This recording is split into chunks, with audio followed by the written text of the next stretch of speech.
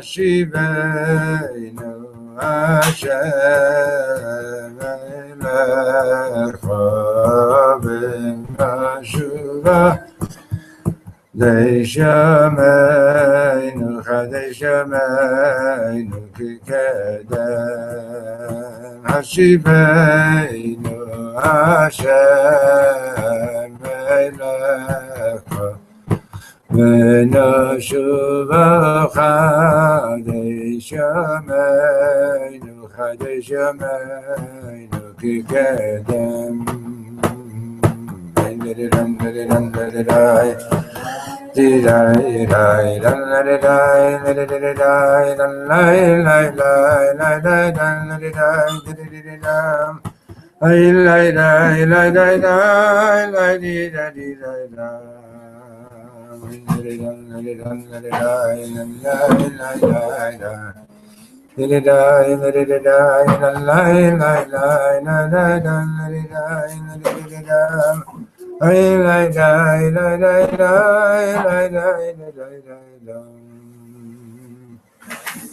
Okay, we're on page U10 and the end of the mimer is in sight. What's your name, please? Mira. Do you mind getting in the door? Thank you.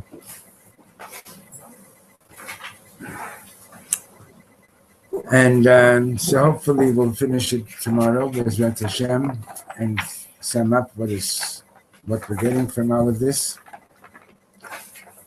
And there is a sikum on page 27, but today we're on U10.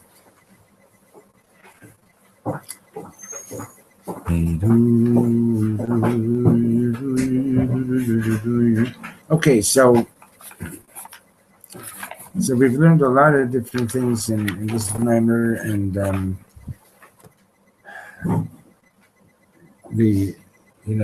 it's really important to understand that you don't really get it after learning it once. You maybe get it a little bit more after learning it a second time, but what really needs to be done is it needs to be really studied so well that you can repeat it in the words of the mimer by heart,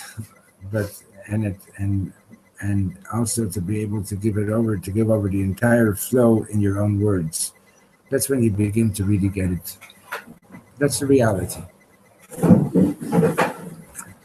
Okay, so what we've learned is, and some of you were here in the previous days, some of you weren't here, so just go over briefly that, it looks like the other guys haven't shown up, so you can just sit over here too. Okay. So there's a copy. Page 10. Okay, so what we've learned is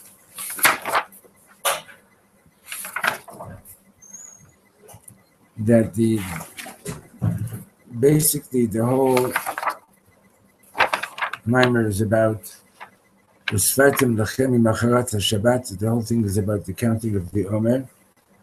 And Dr. Rebbe right away explained that the word USFARTEM, he explains the word Sfira as being related to the word sapphire, sapir. And the idea is to accomplish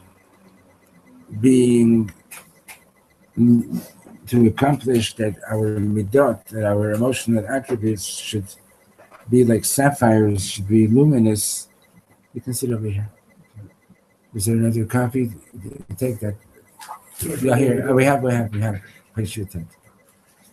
The idea is to accomplish that our emotional our emotional attributes should be luminous, reflecting reflecting the light of Hashem in everything that we're doing.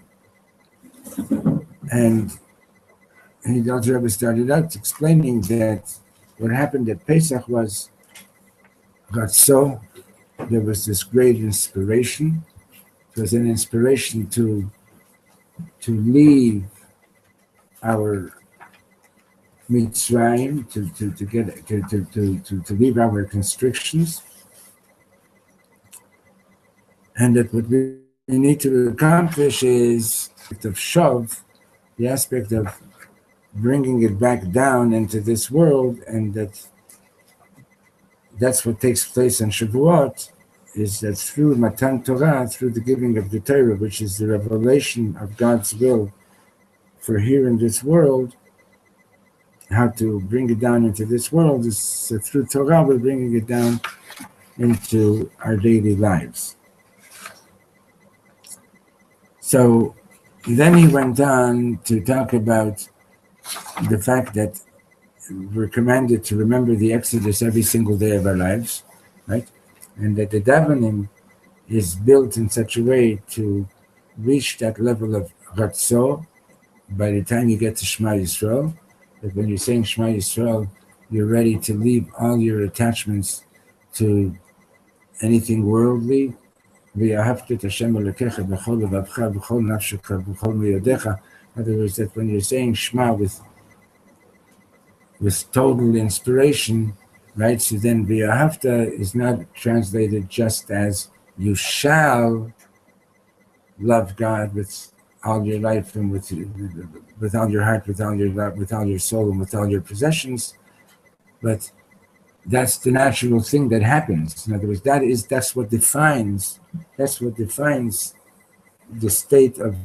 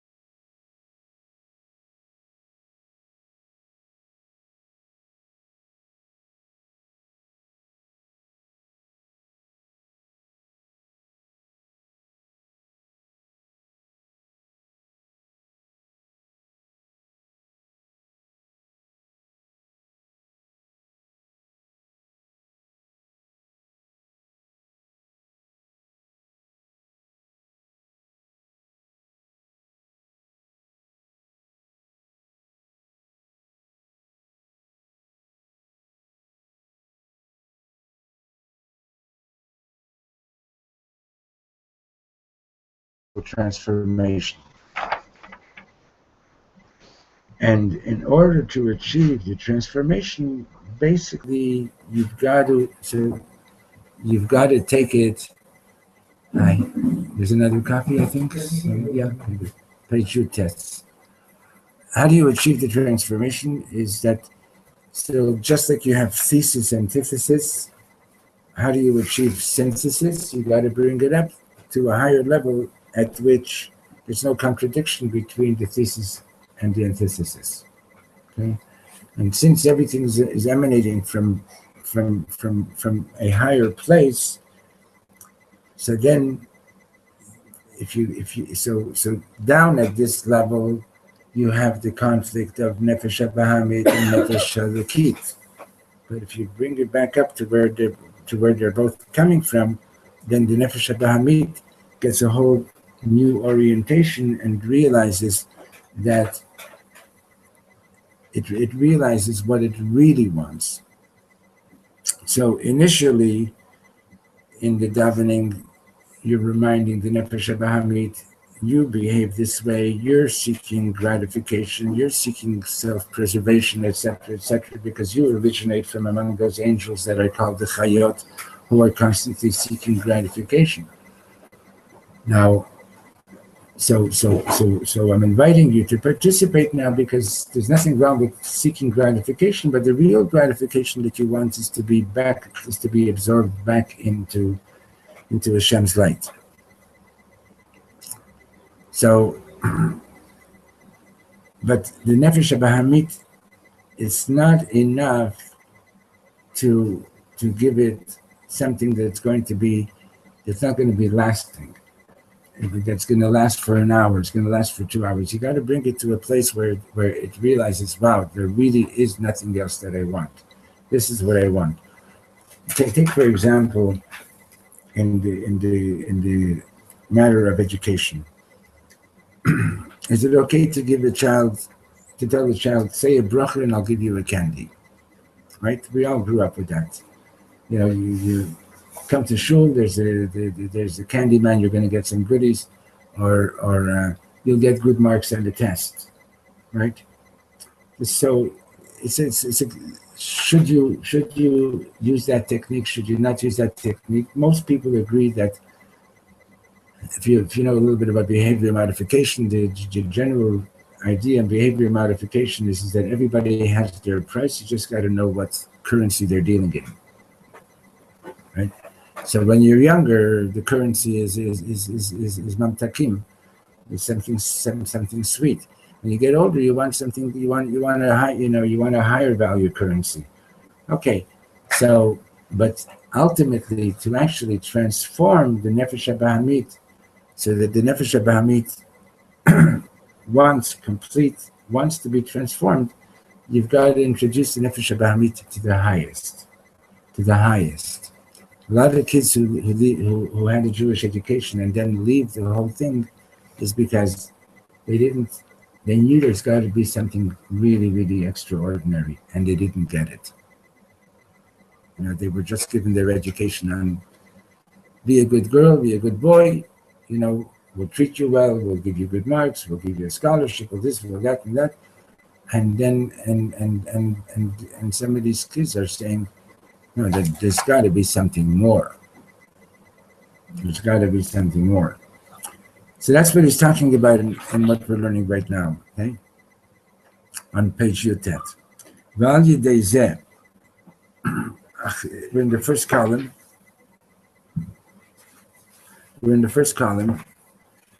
And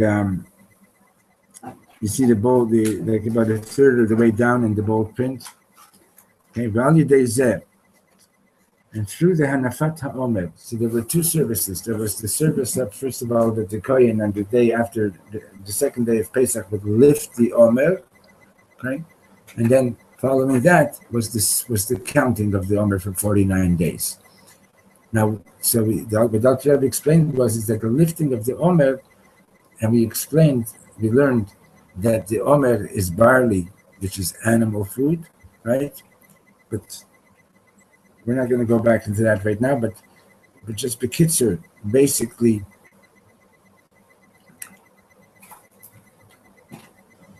Every time that you do something positive, every time that you learn a word of Torah, every time that you have a good thought, you're creating an angel which rises, hopefully, which rises and feeds back into the source of where it came from. Okay? So, now, by lifting the barley, what that is symbolizing is that not only is the animal food being taken back, or the nefesh abahamit being taken back to where it originates in Malchus, but even that, the Malchus itself is being raised back to Bine, and then hopefully next week Rabbi Yaakov Ord is going to be coming here to explain this system, which he can do much better than I. And but it's raising it to even where that comes from, and that level of Bina is known as Makifim, okay, which is going to be explained now. So by raising it up to that level, Achar Kach, Aleph Chat Kav, Achar Kach, Al Yidei Sfirat HaOmer, through the counting of the Omer, Hayu Hamshachot Makifim Milmala Lemata LaOmer. So then you're drawing down what's called makifim down into the animal food, okay, down into your animalistic self. So, meaning to say, in order to really achieve total self-abnegation before God, total self-abnegation of the animal soul, it has to be raised. You have to raise down a light which is higher than the light that it actually comes from, and that's what Sfirat HaOmer is about.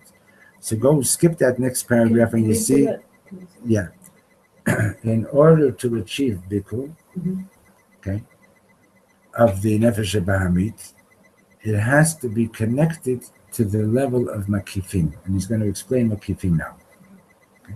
So you skip that paragraph and go to, you see the next, at the end of that paragraph, there's a line that begins with the words, Gilui o na'ala zeh lifnei havaya nikra b'shem hamshachot hamakifim.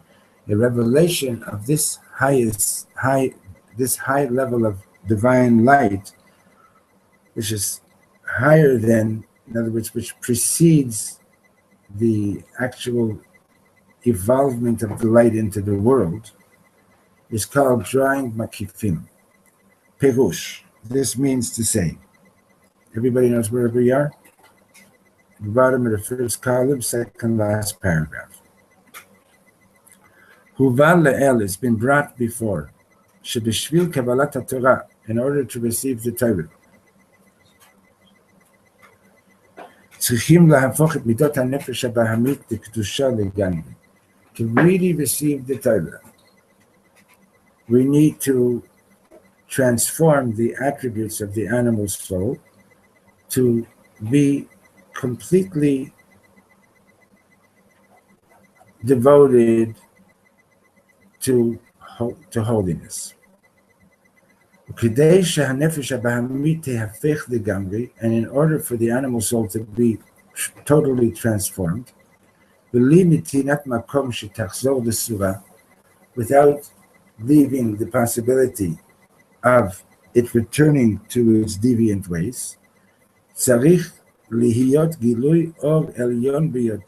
it requires a revelation of this highest light,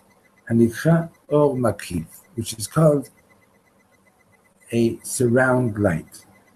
And like we said yesterday, we're using human language to describe something which human language is not quite capable of really describing. So you have to keep in mind that a lot of these terms that we're using are like really parables. Okay, now makif means surround. Now usually when I say A is surrounding B, what do you understand? That A is on the outside and B is on the inside, right? And that A is surrounding B. So you're thinking of it in some kind of geographic sense. Don't think of this in any geographic way. Okay. What's the idea that's being expressed over here is that, so take for example these flowers, okay, or anything on the table or yourself. The light that is contained in each of these items is what we call mamale, or immanent.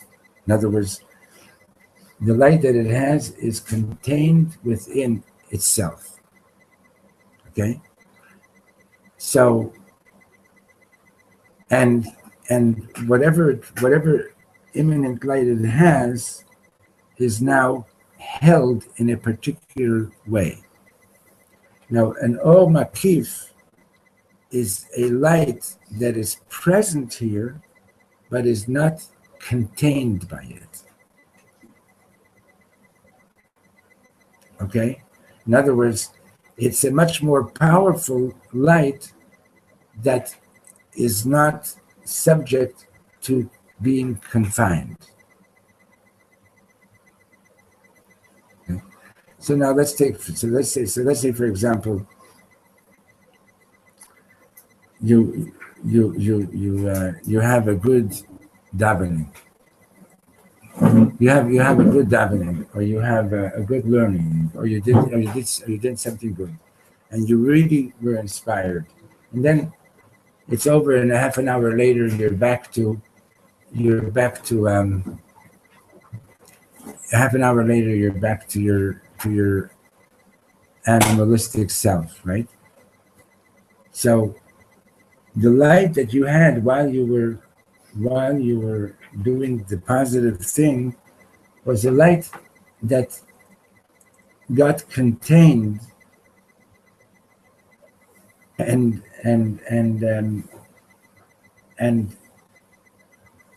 it was sufficient for the moment, but it wasn't sufficient for bringing about a transformation. It wasn't intrinsic to me?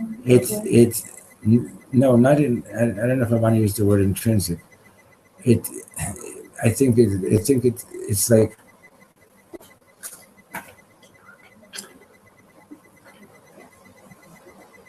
let's say you do something really good, and then afterwards you show off with it, right?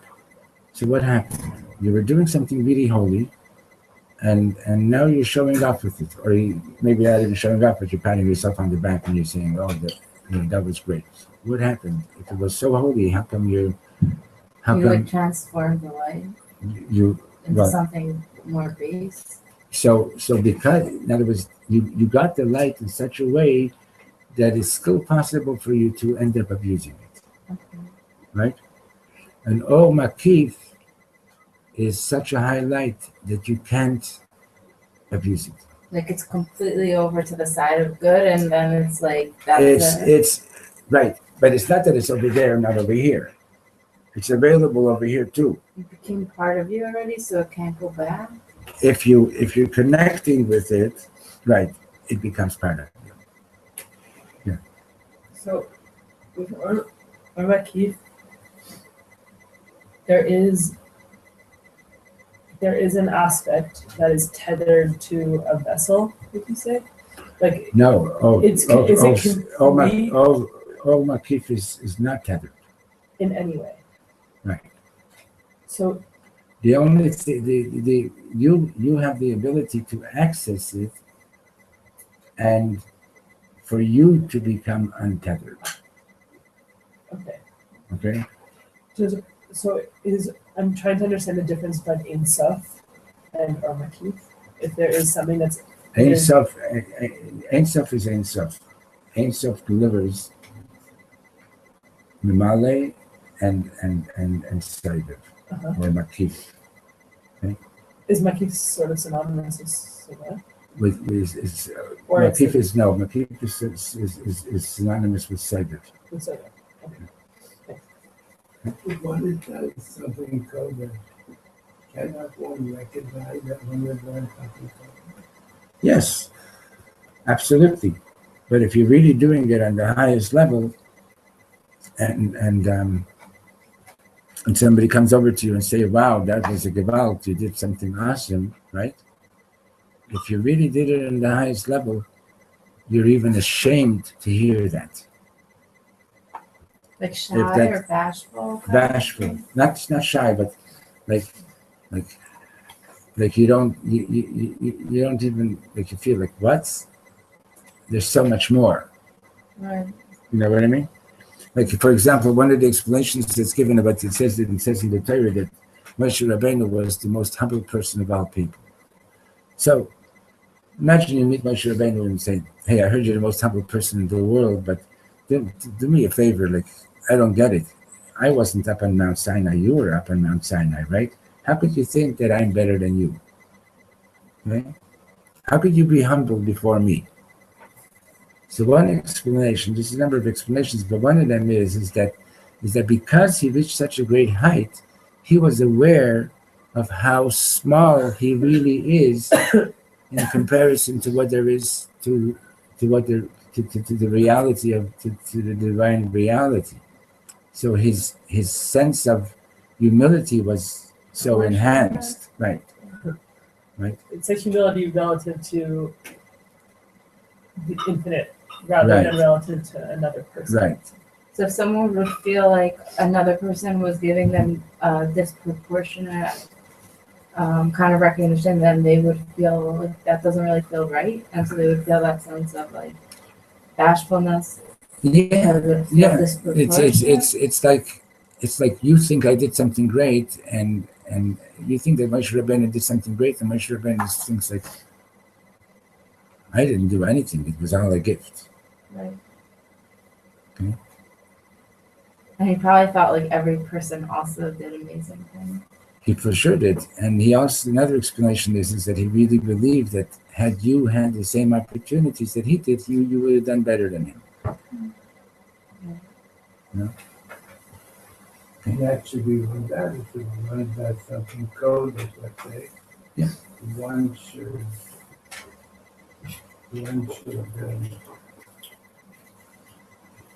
thank God for the opportunity to do it. Yeah. Now, to be on that level is not an easy thing. It's absolutely not an easy thing at all. Okay. So, the last paragraph from the first column. Okay. Ki en Yanoshel Makifu. So now he's explaining the language of Makif, having given you that introduction. So the language of Makif is like this: Sheshomer al davar u'megin alav. Now, Makif, the idea is that it guards over something. U'kemo shanu ro'im b'gashmiyot, like you see in the physical world, shenyan hashmirah, the whole concept of guarding over something, hu kasher hadavar hashomer sovev et hadavar hanishmar mikol tzadav. If you're guarding something, that means that you are surrounding that thing which you're protecting from all sides. Like a wall around the city, or or the shell, the peel around the fruit. So what is this? What is the depth of this concept according to Hasidus? Oh, Makif, second column. The surrounding light, top of the second column, Moreh sheha'or hu gavoa u'lamala, mihadavar hamukaf. That means that the light is higher than the thing which is being surrounded. Again, don't think geographically. Shelachen eino yachol liyot nitfas bo. So the thing that is being protected or that is being surrounded cannot take the guard as a hostage. Okay? Remember, the Talmud says that the nefesh habahamit can be so corrupted that it says to the divine soul, tonight I'm going to do a robbery, and you, holy divine soul, are coming with me, and you're going to pray that we don't get caught. Right? So the divine soul is being taken hostage. Right? And And the whole thing is that the divine soul should be the one who makes the decisions rather than act as a hostage, to the point that the animal soul gets liberated from being from seeking worldly pleasures, to a point that it's no longer attached to anything, and it's completely given over to Kedusha. So in order to achieve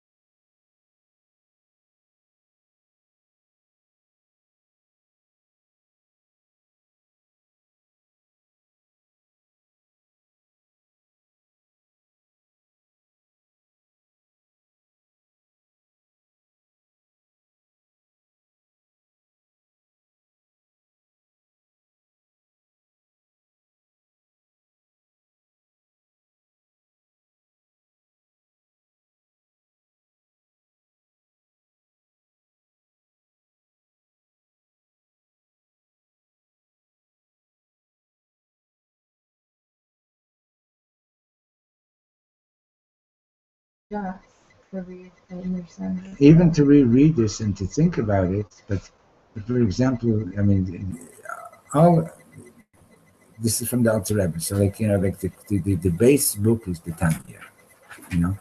But if you start reading the Tanya with Rav Steinsaltz's commentary, you're going to get a really good understanding. Much of it has already been translated into English. But it's you could read it, but it's so foreign to the way we normally live our day-to-day lives, right?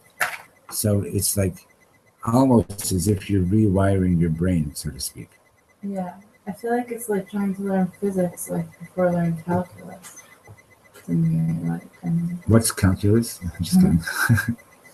I There's don't a know. you study science. Yeah. Huh? I Huh? don't think so. You're a painter. Okay, good.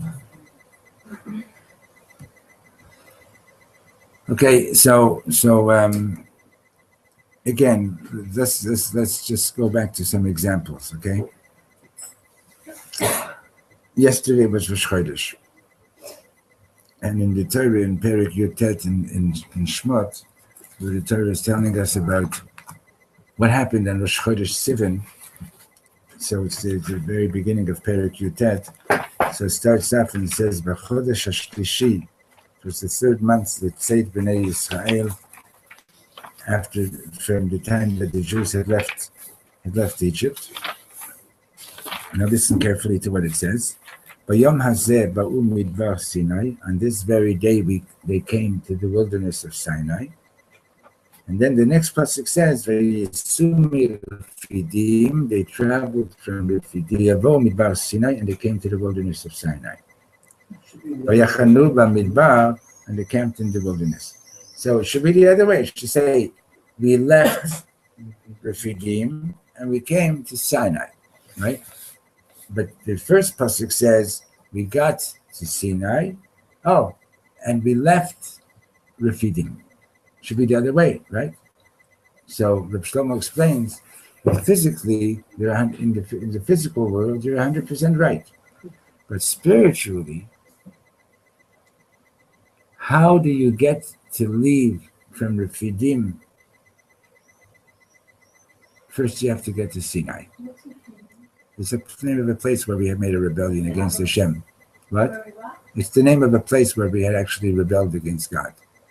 Okay? So the spiritual quality of the place is like, No, so what we're saying is that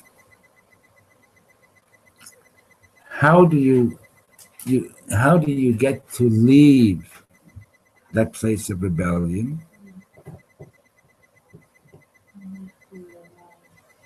By arriving, first you have to arrive at Sinai.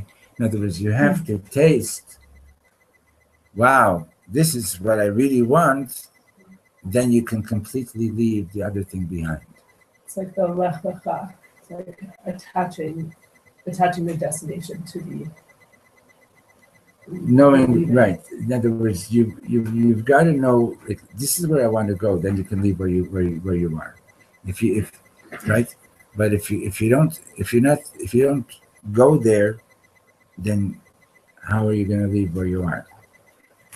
Right. So physically, you go from point A to point B. Spiritually, you got to get to point B to actually leave A. so it's good that I don't understand it. Okay. Because I know I don't So understand take for example, there are people who come and make aliyah, right? A certain percentage go back. You know why they end up going back? Because they didn't Because what? Because they didn't feel right. Because they didn't come here.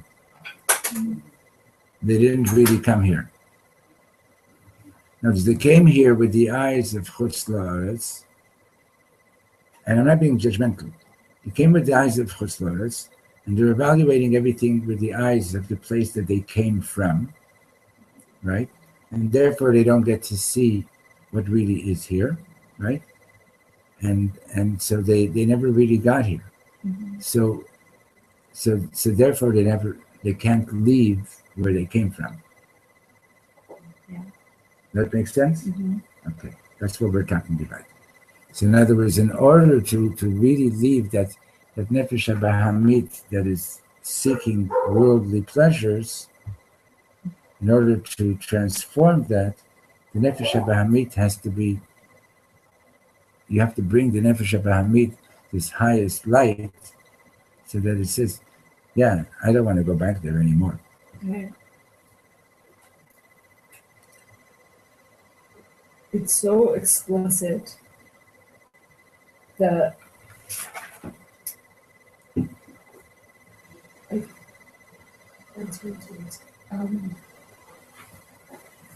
the sort of dissolving, like the liberating of the animal soul. It's so explicit that that's both the process is both one of like lifting up and drawing down. Yeah. It seems to me that it's Lifting up and then, in other words, bringing it to a higher realization, and then refining the midot so that you could retain it. right.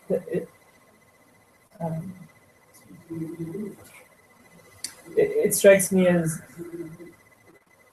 it's really cool how explicit it is about maintaining that like vessel for retaining it. I think That's the whole thing of Spiratum. that's really good. When does the animal soul get transformed? Mine or yours? When it gets when it gets transformed, it's like Avram Avinu he's 99 years old. He just had his circumcision, and he's sitting at the entrance of his tent in the heat of the day, and he's just dying to do a mitzvah. Right? Even his body is there, and is wanting to do a mitzvah.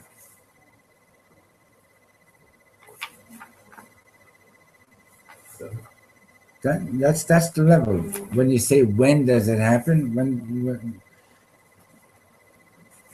what do you mean when does it happen? When you reach that level of complete bittul, completely letting go of worldly attachments, and doesn't mean that you go live in a cave the rest of your life.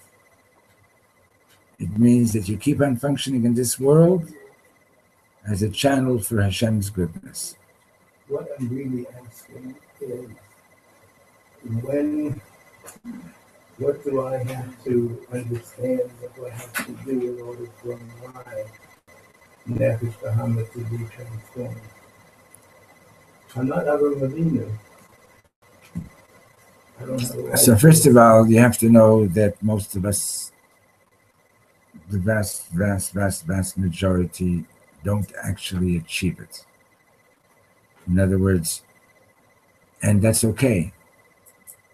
And that doesn't mean that I'm a failure. It could be that my job is to just be one of those foot soldiers who have to keep on struggling. Okay? Maybe one tzaddik or one tzaddik in an entire generation achieves that. It's a possibility. It's a likely possibility. Okay? But even so, even though I might not actually, even though I might not actually achieve it, I need to know about it. I need to know that there is such a possibility. Okay?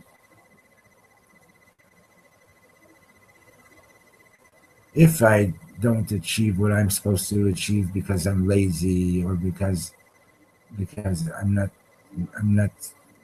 making the necessary efforts, that's a different story. But if I'm doing, like, Dr. Rebbe speaks about a Beinani. He says a Beinani behaves like a tzaddik. But the difference is that the Beinani has not transformed his nefesh Bahamut. Okay? But he says, Halavai, you should be a Beinani. You didn't necessarily come to the world to be a tzaddik.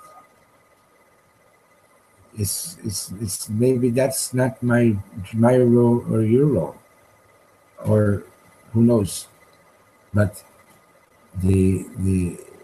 there are like a few individuals who are meant to achieve that. But the rest of us, at least we're meant to achieve being the Beinani. And if you look at what the Alter Rebbe's description of the Beinani in the Tanya is, like, I know in Chabad, there was one chassid that the Rebbe referred to him, that this guy achieved the level of being a Beinani as described in the Tanya. Rav Nissim Lemanov, who was the Mashpia in France. So, like, even that, like nowadays, it's like such a rarity to achieve that. But that doesn't matter. It's just, you know, the issue, the real issue is that, like, you know, like, not to give up. Like Rav Nachman says, "Kan Yush is nicht vorhanden." There's no such thing as Yush, as despair. And not to sit down and your achievements and say, "Oh, I've done enough." If there's more to be done, that means I need to do more.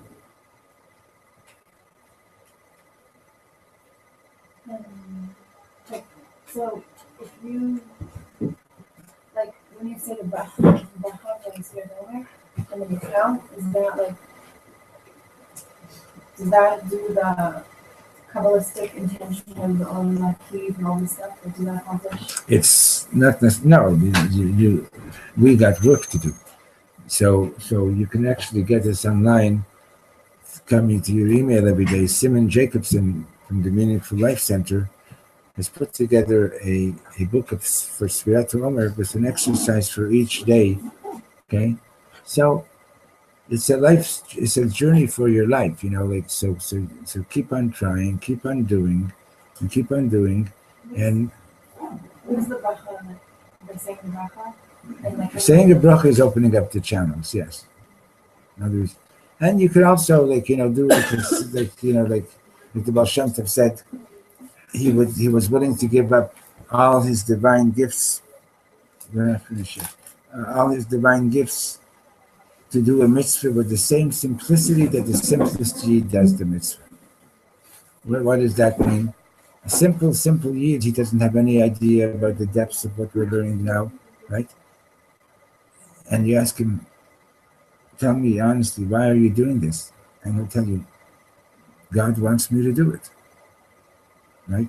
So the truth is that even after learning all this and learning all the depths of it, at the actual doing of the mitzvah, we got to, so to speak, erase the blackboard and do it just because Hashem said.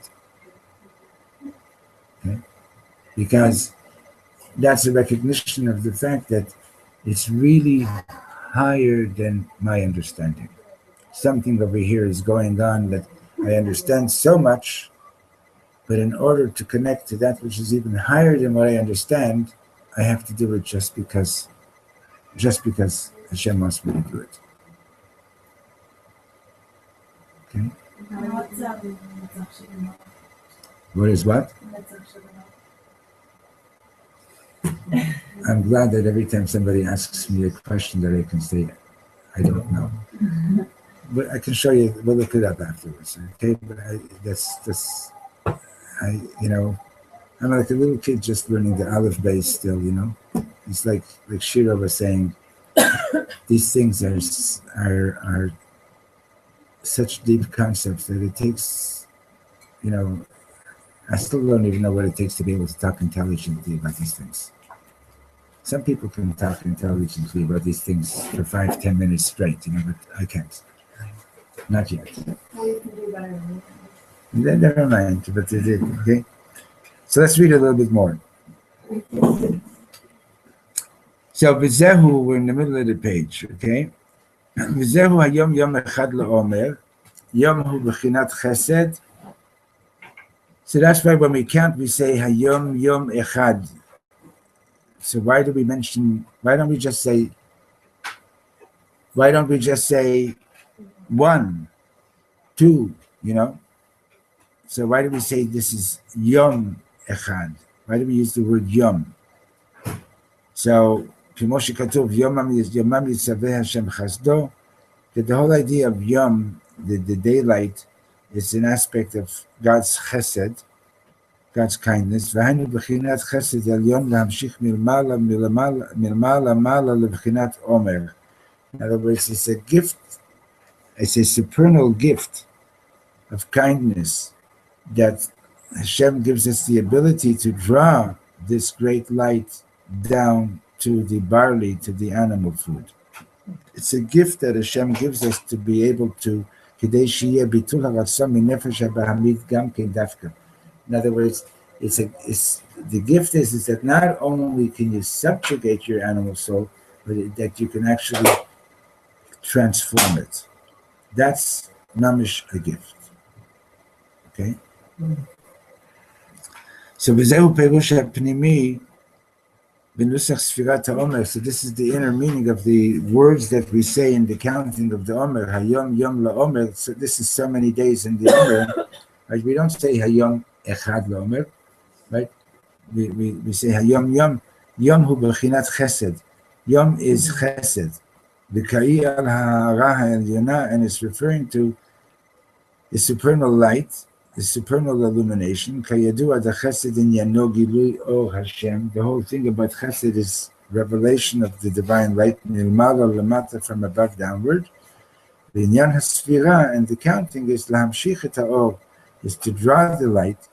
Hayom is to draw the light, the b'chinat omer, to the barley. Hainu b'toch hanefesh ha'bahamit shel ha'adam, the barley representing the animal soul.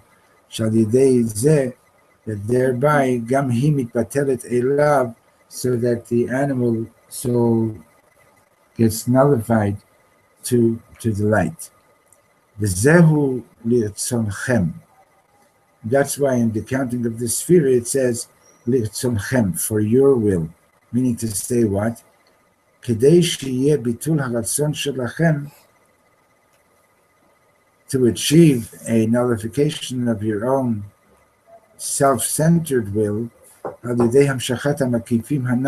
drawing these highest lights that are known as makifim, through the counting of the Omer. So he explains, you